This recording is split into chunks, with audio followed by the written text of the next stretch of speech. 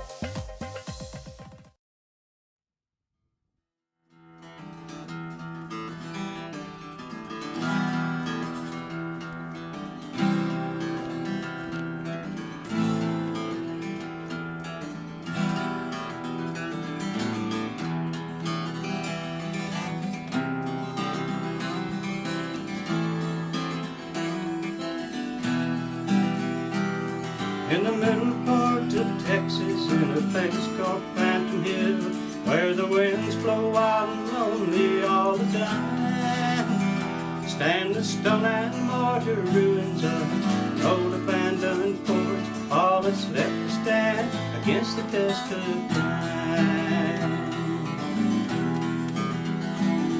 Just how the fort came by the name of Phantom isn't clear, but you can hear the different stories far and near. Legend of the ancient Indians said spirits were at war. Maybe they knew more than we could credit for. Oh, Fort Phantom, I hear you call.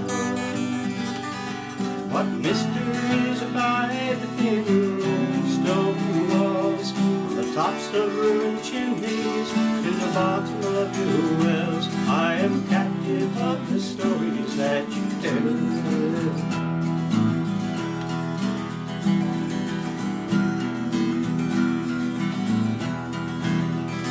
You can go by any time and you will see the chimneys there, as they keep a lonely vigil year by year. And at night they say the winds are whistling through and tell a tale. If you listen in the choir, you will hear. This jail has seen its villains, and it kept the prisoner well. Powder house, she kept the powder dry. Brave men there were who built, men of wisdom they could tell, that the day was soon to come to fight and die. Oh, Fort Phantom, I hear you call. What mysteries abide within your old stone walls, from the tops of ruined chimneys to the bottom of your well? I am captive of the stories that you tell.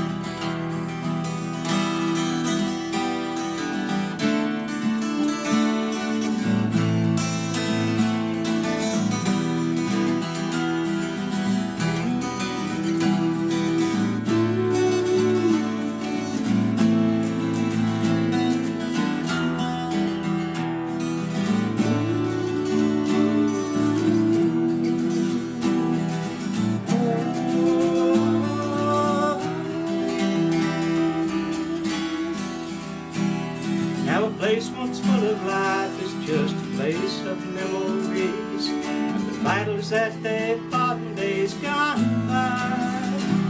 And those chimneys, they still whisper of the things that might have been. There's a cactus over red and they die. Oh, Fort Phantom, I hear you call.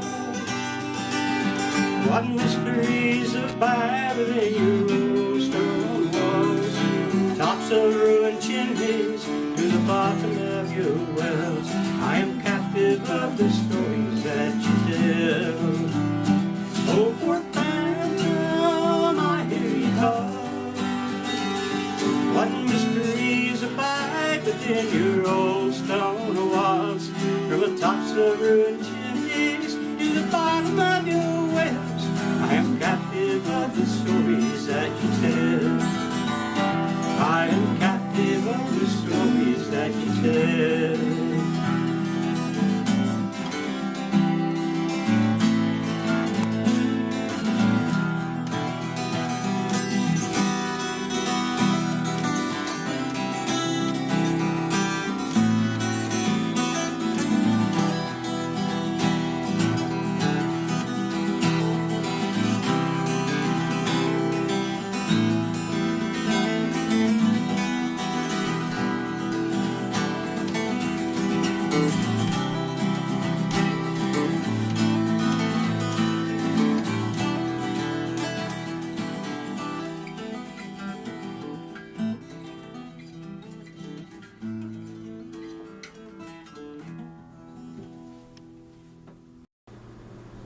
What's the history behind the song? Okay, when I lived in Fort Phantom Hill, there was a ranch house there. They usually had ranch hands living there. It wasn't owned by the Fort Phantom Society. It was owned by a rancher named Jim Alexander. We lived there and kind of took care of the place. I used to roam the place at night and just, listen and look, and I really enjoyed it. And the more I lived there, the more the song just sort of came. And when it started coming, it didn't take me about 15 minutes to write it. That was in 1978, and I'm still trying to get it where I want to record it the way I like it. But that's pretty much how the song came into being.